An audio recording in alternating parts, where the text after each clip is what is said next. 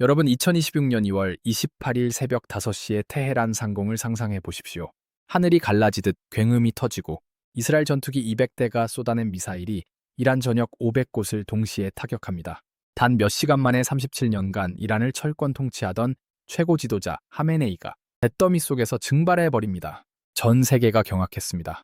그런데 여기서 소름 돋는 질문 하나 던져보겠습니다.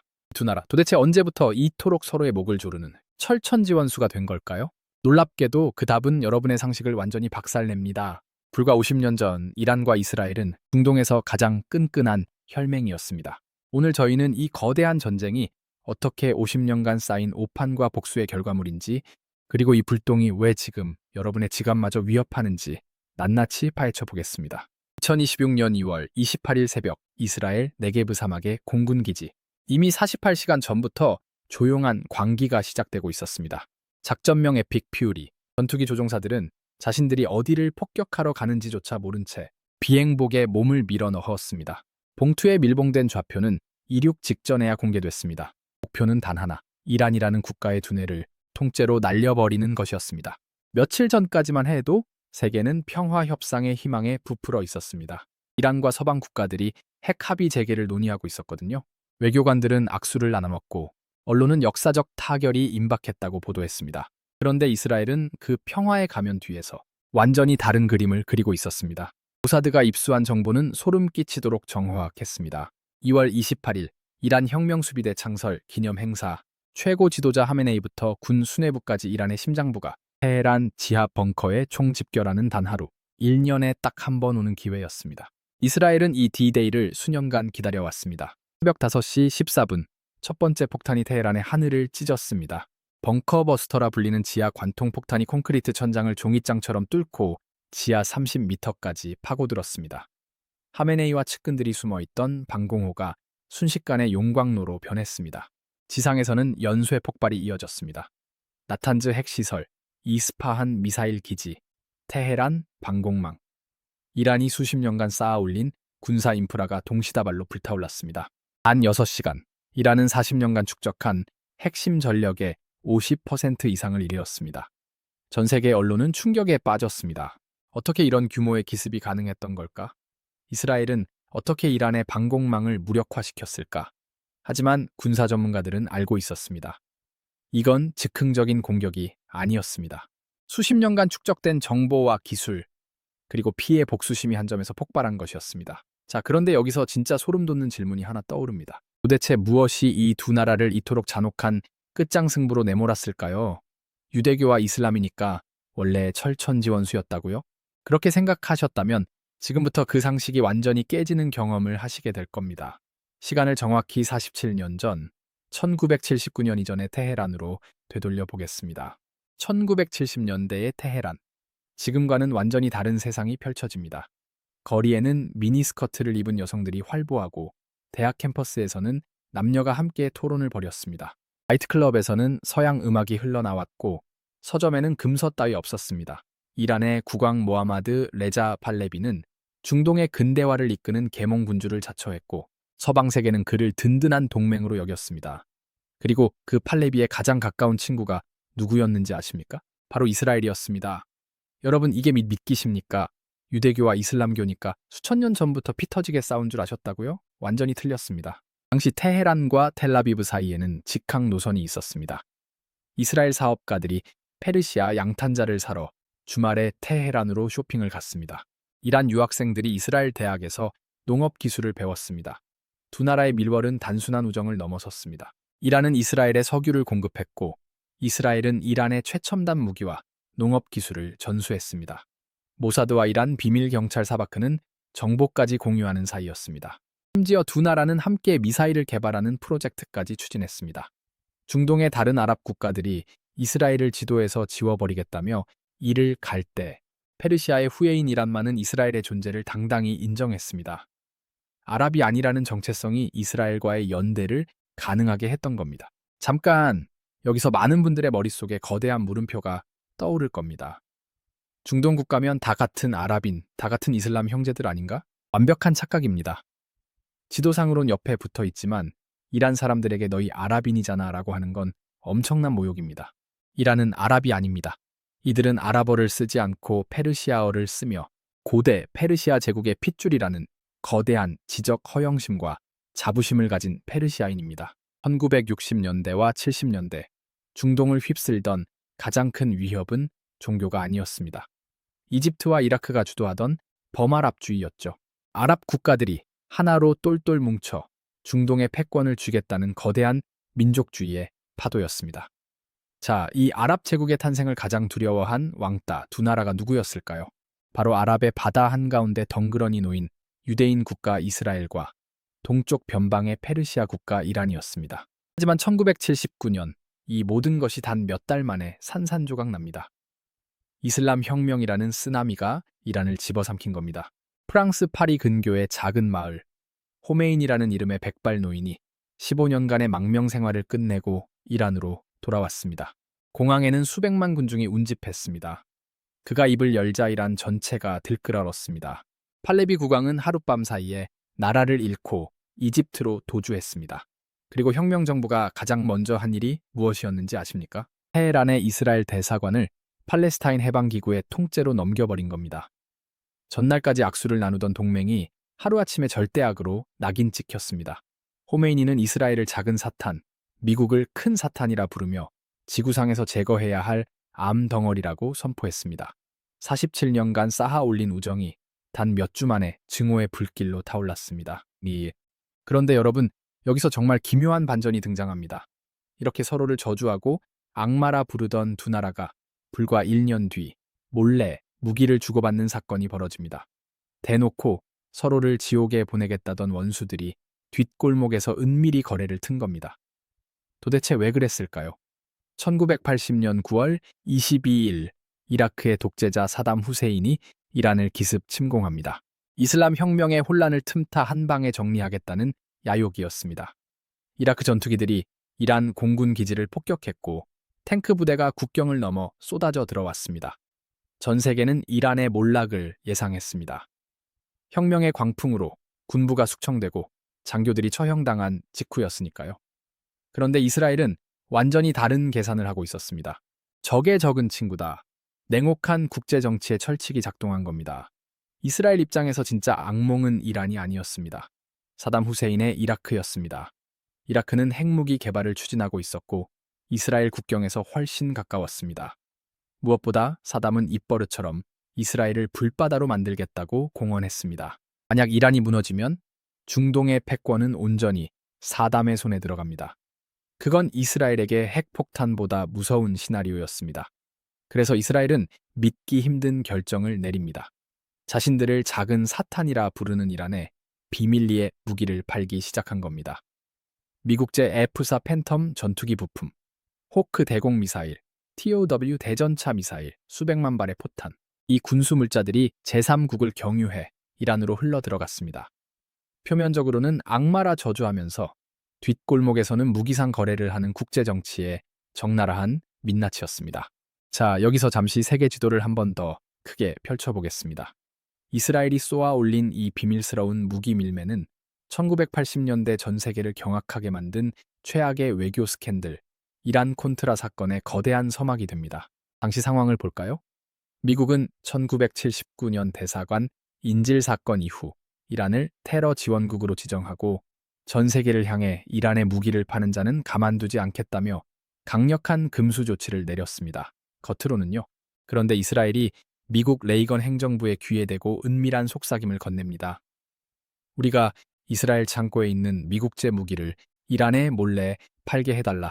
그럼 이란이 이라크의 발목을 꽉 잡고 있을 것이고 덤으로 레바논에 억류된 미국인 인질들도 풀려나게 이란이 손을 써줄 것이다.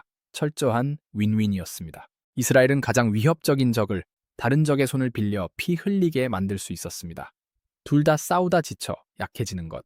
그것이 이스라엘 안보의 황금 비율이었으니까요. 하지만 여기서 끝이 아닙니다. 이 기막힌 톱니바퀴는 지구 반대편 중남미까지 굴러갑니다. 당시 미국 레이건 행정부는 니카라과의 공산주의 정권을 무너뜨리기 위해 우파 반군인 콘트라를 지원하고 싶어 했습니다.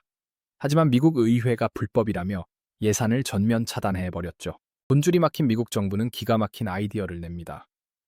이스라엘을 통해 이란에 몰래 무기를 팔고 그 무기 대금으로 받은 검은 돈을 스위스 은행을 거쳐 니카라과 반군에게 쏴주자. 대중 앞에서는 이란을 악의 축이라며 목에 핏대를 세우던 미국이 뒤에서는 이스라엘을 중간 상인으로 내세워 적국의 무기를 팔아치우고 그 돈으로 남미의 비밀 전쟁을 후원한 겁니다. 여러분, 이념 때문에 국가가 목숨을 걸고 싸우는 줄 아셨습니까? 아닙니다. 외교의 세계에 도덕이란 없습니다. 겉으로는 서로를 악마라 부르면서도 필요하다면 테이블 밑에서 언제든 피 묻은 돈과 무기를 교환하는 것. 이것이 바로 강대국들이 40년간 중동을 쥐락펴락해온 냉혹한 생존의 메커니즘입니다. 그리고 이 잔혹한 보드게임의 규칙은 2026년 오늘날까지도 단 한 치의 오차 없이 똑같이 작동하고 있습니다. 이 거래 덕분에 이란은 8년간의 지옥 같은 전쟁을 버텨냈습니다. 100만 명이 넘는 사상자를 내면서도 결국 무승부로 끝났습니다. 이라크도 이란도 완전히 승리하지 못했습니다. 이스라엘의 냉혹한 계산은 맞아떨어지는 듯했습니다. 그런데 여기서 역사의 거대한 아이러니가 시작됩니다. 이란과 이라크 사이에서 줄타기하며 균형을 유지하던 이 구도가 2003년에 완전히 박살나버립니다. 그리고 그 파괴자는 이스라엘의 가장 든든한 동맹국이었던 미국이었습니다. 2003년 3월 20일, 미국이 이라크를 침공합니다. 명분은 대량 살상무기 은닉이었습니다. 사담 후세인이 핵무기와 생화학 무기를 숨기고 있다는 거였죠. 압도적인 화력으로 바그다드가 함락됐고 사담은 쥐구멍에 숨어 있다가 붙잡혀 교수형에 처해졌습니다. 부시 대통령은 항공모함 갑판 위에서 임무 완수를 선언했습니다. 미국 언론은 환호했고 전 세계는 중동의 민주주의가 꽃필 거라 기대했습니다. 하지만 그들은 자신들이 판도라의 상자를 열어젖혔다는 걸 몰랐습니다. 여러분, 중동 지도를 한번 펼쳐보시겠습니까? 이란 서쪽에 이라크가 있습니다. 이라크 서쪽에는 시리아가, 시리아 남쪽에는 레바논이 붙어 있습니다. 자, 사담 후세인의 이라크는 어떤 나라였습니까? 수니파 독재 정권이었습니다. 인구의 60%가 시아파였지만 소수 수니파가 철권으로 지배하는 구조였습니다. 이 이라크가 시아파 종주국 이란의 팽창을 가로막는 거대한 방파제 역할을 하고 있었던 겁니다. 미국이 그 방파제를 스스로 부숴버렸습니다. 자, 여기서 아니, 미국이 이라크의 독재자를 없앴는데 왜 옆나라 이란이 강해진다는 거지? 라는 의문이 드실 겁니다. 이 거대한 모순을 이해하려면 중동을 반으로 쪼개고 있는 천년의 갈등, 수니파와 시아파의 지도를 펼쳐봐야 합니다. 전 세계 무슬림의 약 85%는 주류인 수니파입니다. 사우디아라비아를 필두로 한 대부분의 아랍 국가들이 여기 속하죠. 반면 시아파는 15%에 불과한 소수파입니다. 그런데 이 소수파인 시아파의 절대적 종주국, 즉 큰 형님이 바로 이란입니다. 이란은 16세기부터 국가 정체성 자체가 시아파인 나라입니다. 그럼 바로 옆 나라 사담 후세인의 이라크는 어땠을까요? 놀랍게도 이라크는 인구의 60% 이상이 이란과 같은 시아파입니다. 하지만 권력을 쥐고 있던 독재자 사담 후세인은 인구의 20%밖에 안 되는 소수 수니파 출신이었죠.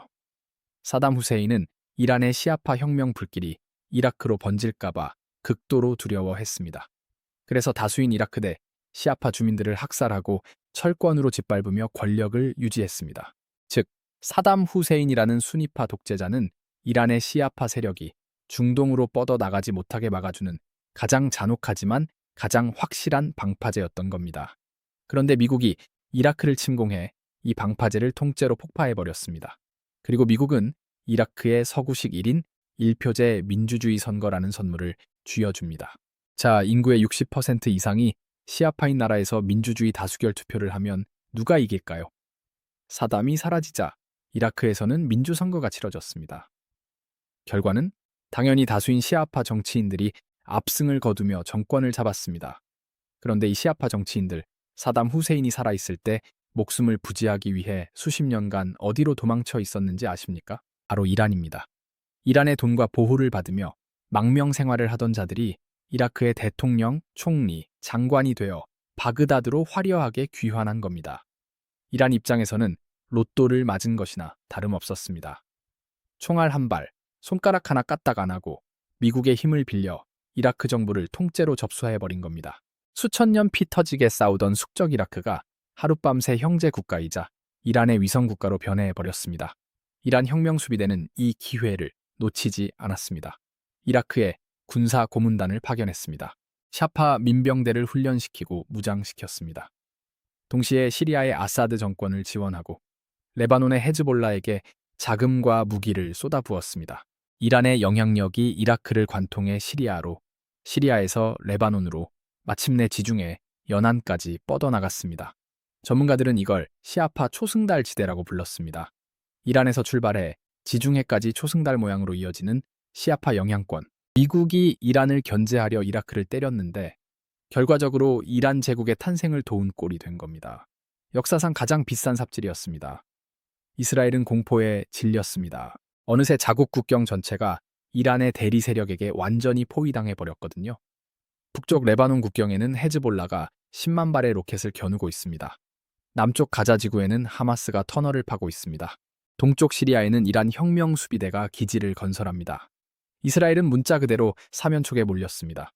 하지만 이스라엘은 가만히 당하고만 있을 나라가 아니었습니다. 총과 미사일 대신 보이지 않는 무기를 꺼내들었습니다. 2010년 이란 중부 나탄즈 핵시설, 지하 깊숙한 곳에서 수천 대의 원심 분리기가 쉴 새 없이 돌아가고 있었습니다. 우라늄을 농축해 핵무기 원료를 만드는 작업이었습니다. 이란 기술자들은 자부심에 차 있었습니다. 이스라엘과 미국이 아무리 압박해도 우리의 핵 개발을 막을 수 없다고요. 그런데 어느 날부터 기계들이 이상하게 행동하기 시작했습니다. 원심 분리기의 회전 속도가 갑자기 빨라졌다가 느려지고 기계들이 하나둘 망가지기 시작했습니다. 이란 기술자들은 처음에 단순한 고장이라 생각했습니다. 하지만 수천 대가 동시다발로 마시가는 건 우연이 아니었습니다.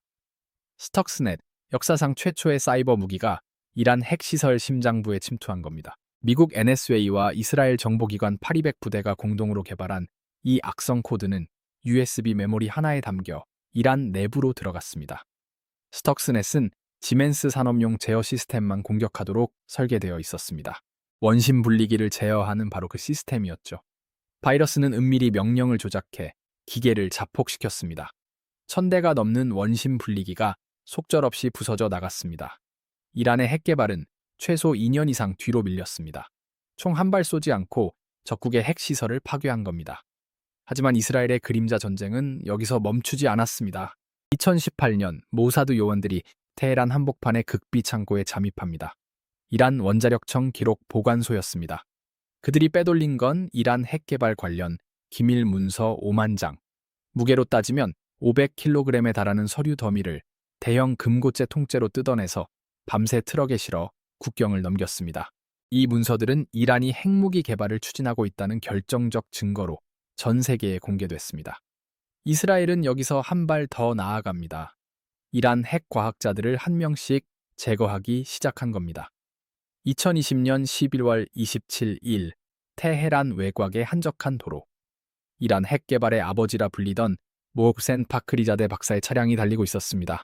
갑자기 도로변에 주차된 닛산 트럭에서 기관총이 불을 뿜었습니다. 파크리자데는 그 자리에서 숨졌습니다. 그런데 이 암살 방식이 영화보다 더 영화 같았습니다. 트럭에 설치된 기관총은 원격 조종 무기였습니다. 1600km 떨어진 이스라엘에서 위성을 통해 조종됐습니다. AI가 얼굴을 인식하고 표정만 정확히 조준해 사살했습니다. 경호원들은 총알 한 발도 맞지 않았습니다. 이라는 분노로 부들부들 떨었습니다. 하지만 이스라엘은 아직 끝이 아니라는 듯이 다음 수를 준비하고 있었습니다. 이번에는 외교 전선에서 이란의 목을 조르기 시작합니다. 2020년 9월 15일 미국 백악관. 전 세계가 경악할 장면이 펼쳐집니다. 이스라엘 총리 베냐민 네타냐후가 아랍에미리트, 바레인 외무장관과 나란히 서서 악수를 나눈 겁니다. 아브라함 협정. 아랍 국가가 이스라엘과 공식 수교한 건 1979년 이집트, 1994년 요르단 이후 26년 만에 처음이었습니다. 그런데 왜 수십 년간 이스라엘을 적으로 여기던 아랍 국가들이 갑자기 손을 내민 걸까요? 중동 평화에 대한 숭고한 열망 때문이었을까요? 전혀 아닙니다. 답은 딱 한 단어였습니다. 이란, 사우디아라비아를 비롯한 수니파 아랍 국가들은 시아파 이란의 팽창의 공포를 느끼고 있었습니다. 예멘에서는 이란이 지원하는 후티 방운이 사우디 영토 깊숙이 드론과 미사일을 날려댔습니다. 석유시설이 불탔고 공항이 마비됐습니다. 이라크와 시리아에서는 이란의 민병대가 세력을 키워가며 수니파를 위협했습니다. 걸프 왕정 국가들 입장에서 이란은 자신들의 왕좌를 뒤엎을 수 있는 실존적 위협이었습니다. 적의 적은 친구다. 40년 전 이스라엘이 이란에 무기를 판 그 냉혹한 논리가 이번에는 정반대로 뒤집어진 겁니다. 이제 아랍 국가들이 이란을 막기 위해 이스라엘과 손을 잡았습니다. 어제의 불구대천 원수가 오늘의 전략적 파트너가 되었습니다. 이스라엘은 이 기회를 놓치지 않았습니다. 이란을 포위하는 동맹망을 촘촘히 짜기 시작했습니다. 아랍에미리트, 바레인에 이어 수단, 모로코까지 수교국이 늘어났습니다. 사우디아라비아와도 물밑 협력이 본격화됐습니다. 이란은 점점 고립되어 갔습니다. 그리고 이스라엘 전략의 근본적인 전환이 일어납니다. 문어 다리 전략에서 문어 대가리 전략으로 그동안 이스라엘은 이란의 대리 세력들, 즉 하마스나 헤즈볼라 같은 문어 다리를 치는데 집중했습니다. 가자 지구를 폭격하고 레바논을 공습하고 시리아 내 이란 기지를 타격했습니다. 하지만 다리를 아무리 잘라내도 새로 자라났습니다. 이란이라는 대가리가 살아서 돈과 무기를 계속 공급하는 한 끝이 없었습니다. 그래서 이스라엘은 결심합니다. 다리 말고 대가리를 치자.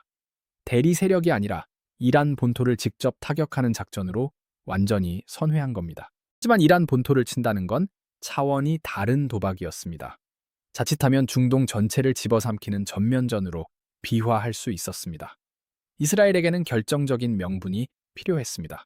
그리고 그 명분은 2020년 1월 미국이 먼저 만들어줬습니다.